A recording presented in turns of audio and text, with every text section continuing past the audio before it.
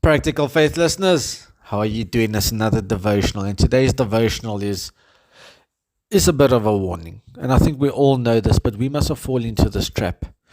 It's the I exalt myself trap. Everything is about I, me, myself, and my, and I. We see this in the book of Daniel with Nebuchadnezzar. I mean, if you go read Daniel 4 verse 28, it says, all this happened to King Nebuchadnezzar. 12 months later, as the king was walking on the roof of the palace of Babylon, he said, is this not the great Babylon I have built as a royal residence? By my mighty power and for the glory of my majesty. Notice what he's doing there, guys. He's exalting himself. Everything's about him. He thought he was the one who done it. But we see that, first of all, God used this man to promote God's agenda. Every time he thought it was about himself, it was never about himself. You see, God used him. Yes, he was blessed, but God had a purpose for blessing him, and he took it upon himself. You see, pride was his downfall.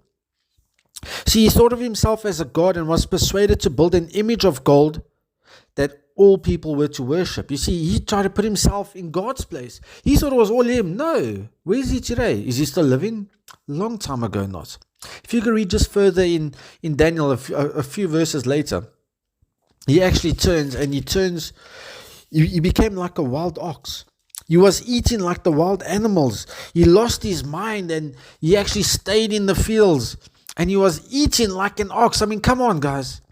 And then we see in verse 34, it says, at the end of the time, I, Nebuchadnezzar, raised my eyes toward heaven, and my sanity was restored. Then I praised the Most High, and I honored him and glorified him, who lives forever. And then go to verse 37. Now I, Nebuchadnezzar, praise and exalt and glorify the King of heaven, because everything he does is right and all his ways are just.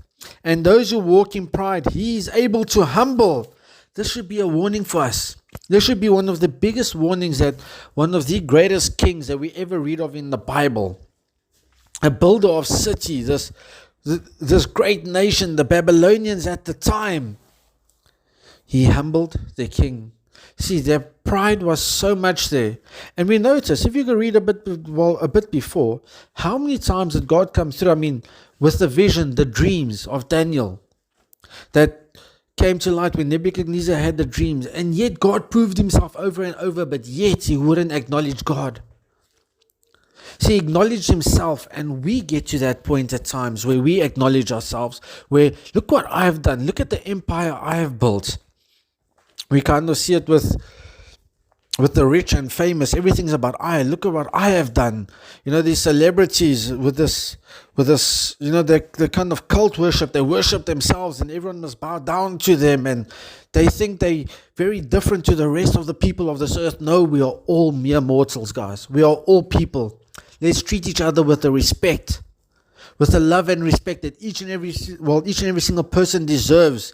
If you are garbage man, if you are a car god, or if you're a millionaire or a billionaire, guys, we are all human. See, God used one of the greatest kings and humbled him in such a greatest way that, you know what, his name was tarnished forever. He was one of the greatest kings who military exploit upon exploit conquered the then known world, built cities, glorious cities. Yet there was a stage in his life he was like a wild animal, eating grass, chewing grass, no sanity. He lost his mind until he submitted to God. So guys, if you got the I in you, take the I and replace it with Jesus Christ. And that is the message for today.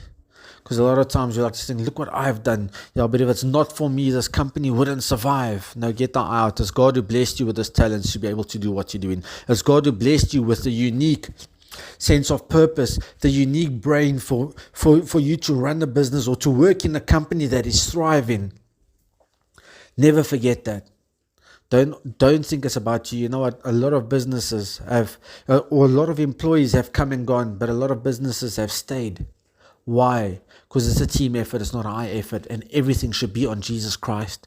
It's because God blessed you. Let's give him the honor, let's give him the praise, and not exalt ourselves, but only Him, because He is the King that lasts forever. Blessings, guys.